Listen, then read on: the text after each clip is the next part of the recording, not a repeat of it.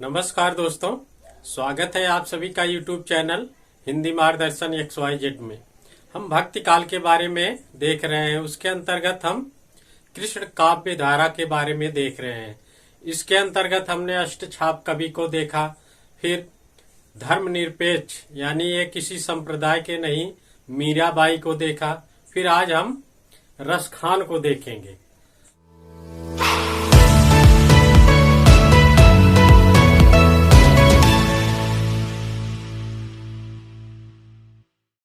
रसखान ये मुस्लिम कवि थे। रसखान मुस्लिम कवि होते हुए भी इन्होंने कृष्ण का बाल लीला का वर्णन किया है।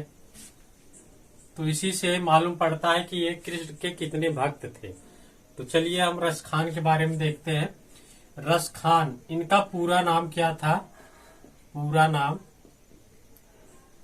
सैयद इब्राहिम,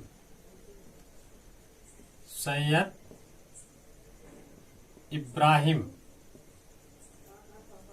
खान भी कह दें, ठीक, या तो फिर हम इब्राहिम रसखान कह दें।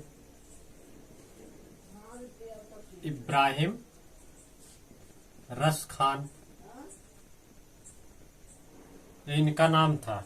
तो प्रश्न यही से बनता है कि इनका पूरा नाम सैयद इब्राहिम खान, ठीक। फिर इनके जन्म के बारे में देखें। जन्म इनका 1548 ईस्वी, 48 ईस्वी। कहाँ पे? पिहानी। पिहानी ये कहाँ पड़ता है? हरदोई में, उत्तर प्रदेश, हरदोई। ये किसके अनुसार? ग्रियर्सन और शिव सिंह सेंगर ने इनका जन्म कहाँ माना? पिहानी। कुछ विद्वान जो थे इनका जन्म दिल्ली मानते हैं। कहाँ पे? कुछ विद्वान इनका जन्म दिल्ली मानते हैं, ठीक। मृत्यु इनकी 1628 ईस्वी में। कहाँ पे? वृंदावन। ये कहाँ है? मथुरा। यहीं पर इनकी मृत्यु हुई, वृंदावन। अंत समय में यही वृंदावन जाके रहने लगे, वही कृष्ण का गुणगान करते थे और वहीं पर इनकी मृत्यु हुई। अब इनके गुरु देखें। गुरु कौन था? प्रश्न पूछा जाए तो गुरु कौन था? तो कौन था? विट्ठलनाथ। विट्ठलनाथ इन्हीं के से प्रभावित होकर इन्होंने कृष्ण भक्ति का गान शुरू किया था। विट्ठलनाथ ने इन्हें वल्लभ संप्रदाय में दीक्षित किया। वल्लभ संप्रदाय में, वल्लभ संप्रदाय के पुष्टि मार्ग में इन्हें दीक्षित किया। इसको याद रखिए, यहां से प्रश्न बन सकता है। फिर आगे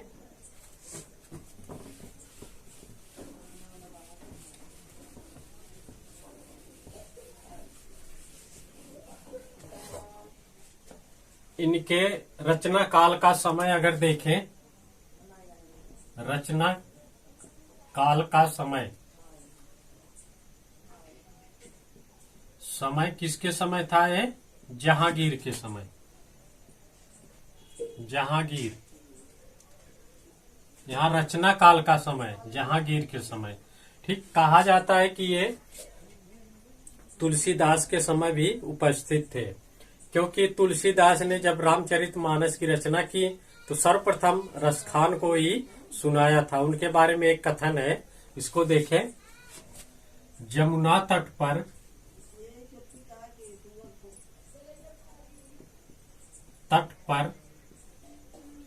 त्रैवस्त्र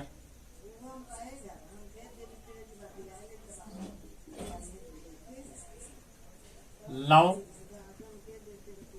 रसखान सुनावत भव भाव। ठीक, एक कथन है। तो इसी आधार पर कह सकते हैं कि तुलसीदास ने इन्हें रामचरितमानस को सर्वप्रथम सुनाया था। जमुना तट पर त्रैवत्सर लव रसखान सुनावत भाव, ये तुलसीदास का था। ठीक, अब देखें इनको रसखान क्यों कहा गया, रस की खान।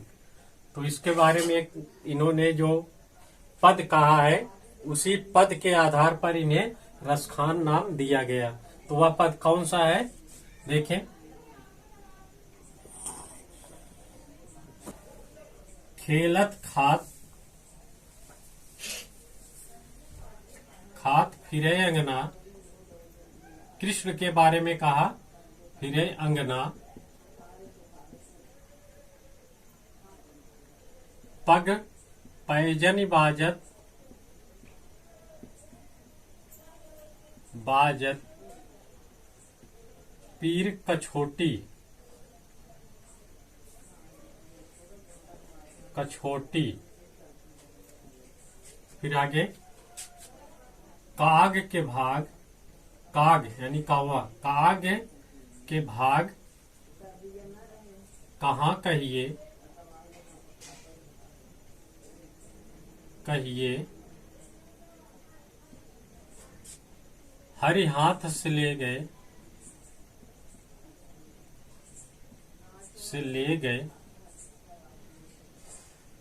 ले गए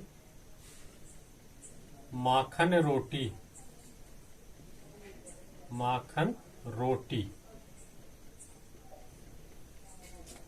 खेलत खात फिरे अंगना, अर्थात वे खेलते खाते अंगने में घूम रहे हैं कृष्ण। पग पैजनी यानी उनके पग में पैर में पैजन बंधा है और बाज रहा है। काग के भाग, उस कौवे का भाग देखिए कि हरि ईश्वर के हाथ ले गए माखन रोटी।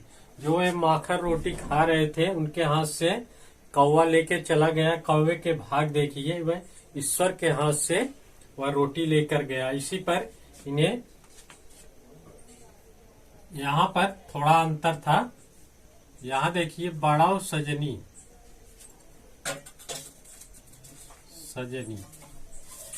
कहीं कहीं ये भी मिलता है, तो इसको ध्यान दीजिएगा।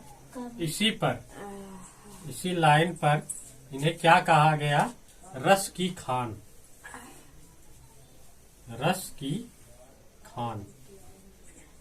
तो इसी आधार पर रसखान नाम पड़ा था। ठीक, यही पद है उनका, इसी पे इन्हें रस की खान कहा गया, इसको याद रखिए। फिर आगे देखें,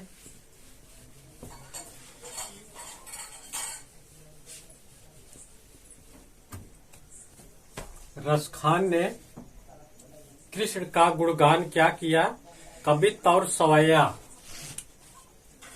कवित और सवैया में कृष्ण का गुणगान किया था। इनकी भाषा क्या थी, ब्रज भाषा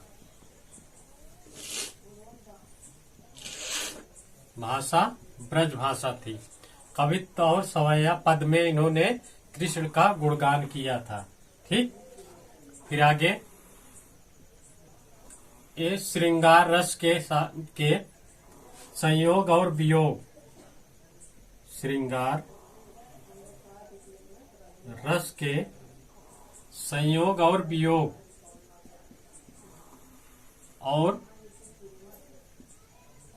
वियोग दोनों पक्ष का वर्णन किया है। रसखान ने संयोग और वियोग दोनों पक्ष का वर्णन किया कवित्व और सवैया में। इनकी भाषा ब्रज भाषा थी। ठीक, इन्हें उर्दू और फारसी का भी ज्ञान था। कहीं कहीं इनके काव्य में उर्दू और फारसी के भी शब्द मिलते हैं, इसको याद रखिए। फिर आगे देखें इनके बारे में,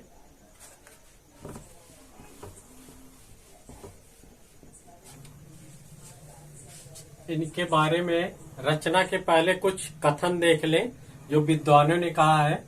सर्वप्रथम भारतेंदु हरिश्चंद्र ने क्या कहा, इन मुसलमान हरिजनन पर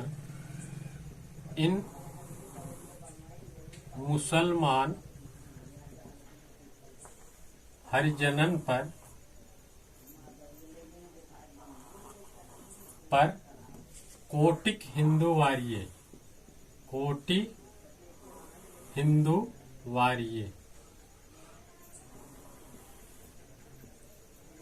एक कथन अगर आ गया तो किसने कहा था? भारतेंदु हरिश्चंद्र। किस पर? रसखान के बारे में कहा, इन मुसलमान हरिजनन पर कोटिक हिंदू वारिये। ठीक, ये भारतेंदु का है। फिर आगे हम एक कथन देखते हैं रामचंद्र शुक्ल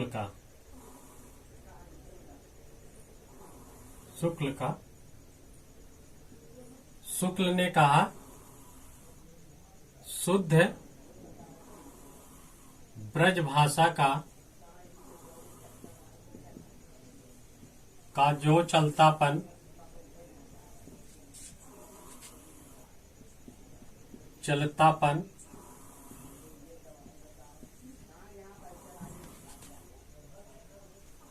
और सफाई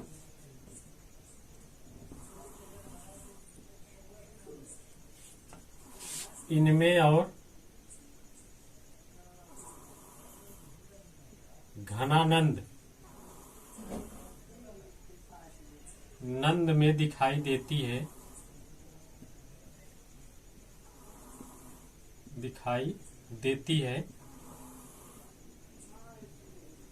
वैसा अन्य कवि में नहीं।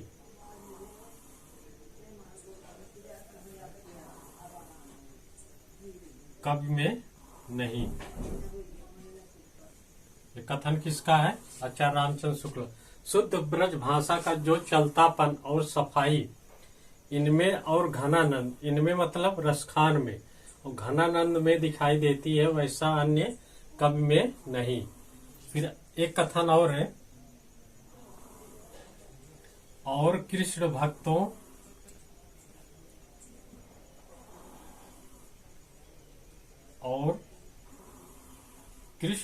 भक्तों के समान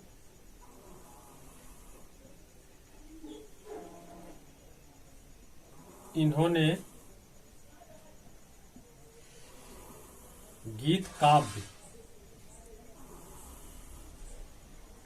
काव्य का आश्रय न लेकर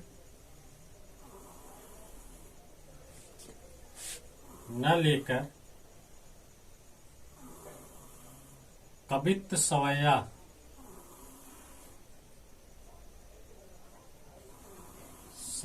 में अपने प्रेम की व्यंजना की।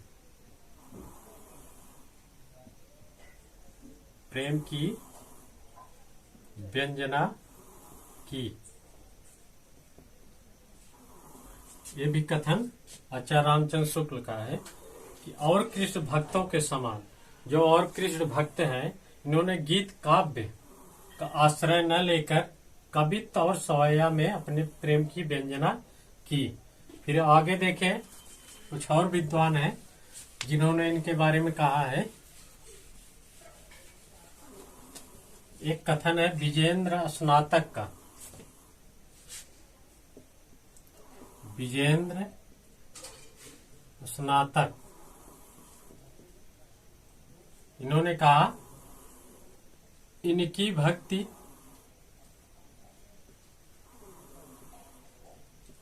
हृदय की मुक्त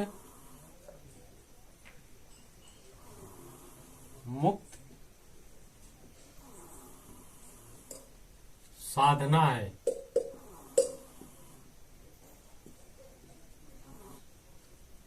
और श्रृंगार वर्णन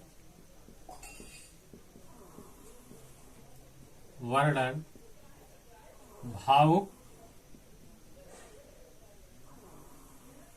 हृदय की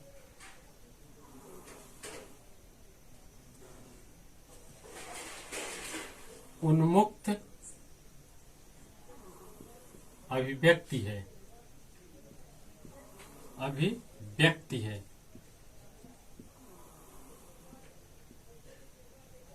इनके काव्य इनके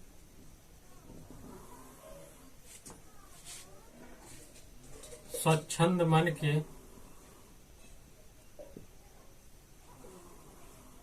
के सहज उद्गार है। उद्गार ये कथन किसका है?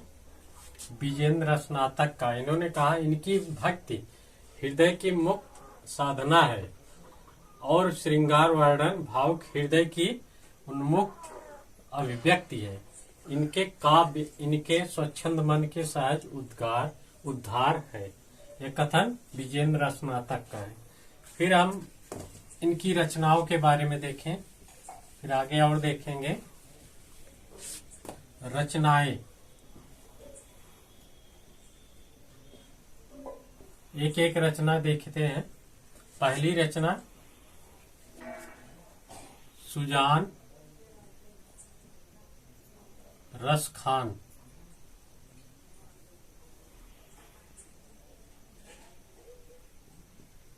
रसखान यह कवित्त और सवैया में है।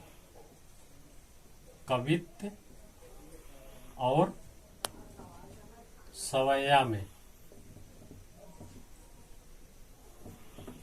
इसमें 181 सवैया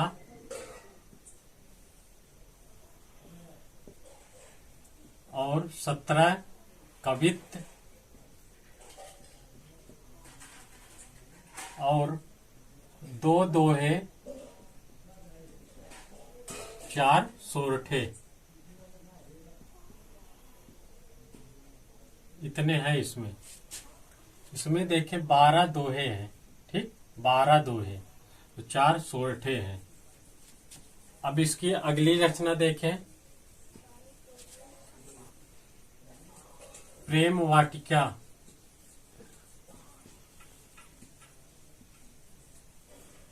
यह महत्वपूर्ण रचना है। 1614 में इसकी रचना हुई। 1614। इसमें क्या है? इसमें 53 दोहे हैं। यह लघु कृति है।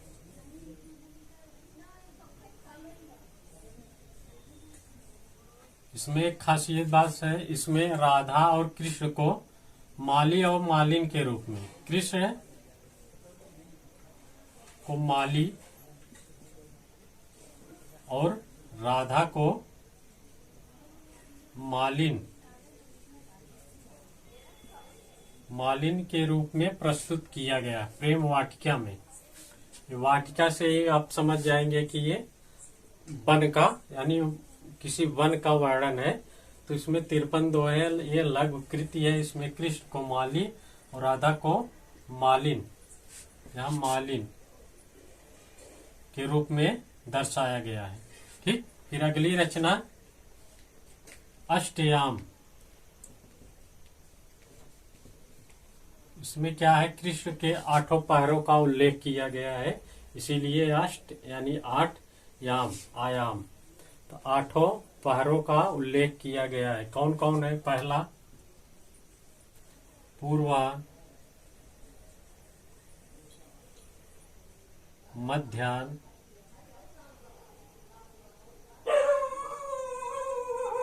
अपराह्न,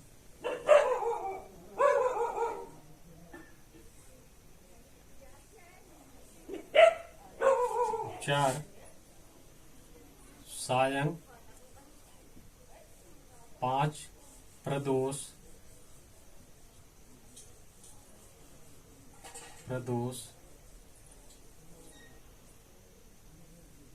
6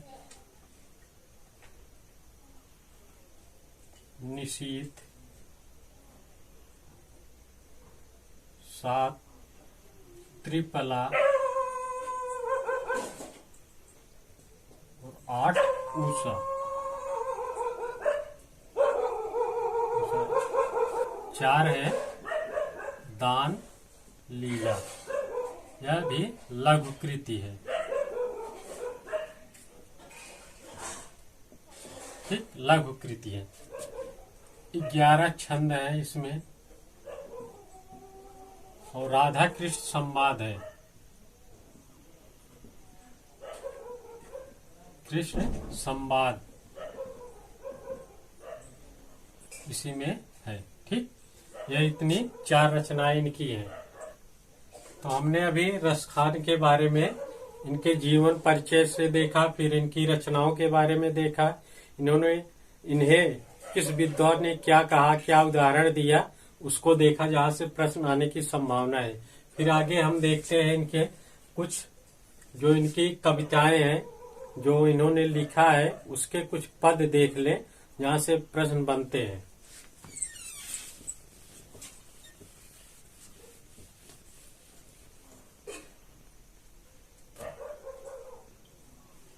जैसे पहला पद देखें, मानुष हो तो वही रस खान,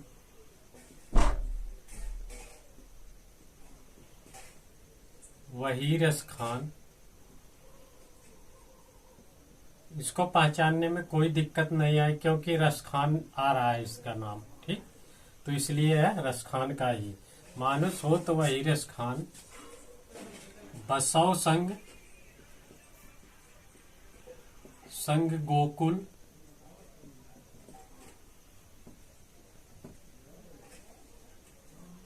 ग्वाल के ग्वारन के ग्वारन। ठीक, दूसरा देखें, प्रेम प्रेम सबको कहत, को कहत प्रेम न जानत को, जानत को। जो जन जाने प्रेम को, जो जन जाने प्रेम को। प्रेम तो मरे जगत, जगत क्यों रोए, क्यों रोए। ठीक, यह कथन किसका है? रसखान का। तीसरा, शेष महेश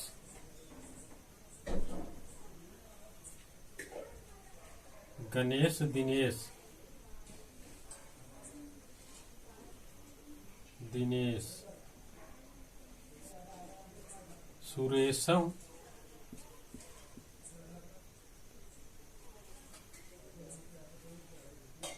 सुरेशम जाहि निरंतर गावे, गावे। ठीक, तो ये उनके कुछ पद थे। तो हमने अभी रसखान के बारे में विस्तृत अध्ययन किया, यहाँ से प्रश्न बनते हैं, जो इम्पोर्टेंट है उसको देखा। ठीक, इसको पढ़िए, परिश्रम करिए। ठीक, हमेशा इसको रचना को याद रखिए, उसमें क्या विशेषता है, इन सबको ध्यान दीजिएगा, जहाँ से अब प्रश्न बन रहे हैं। तो अब चलिए, इसी के साथ नमस्कार।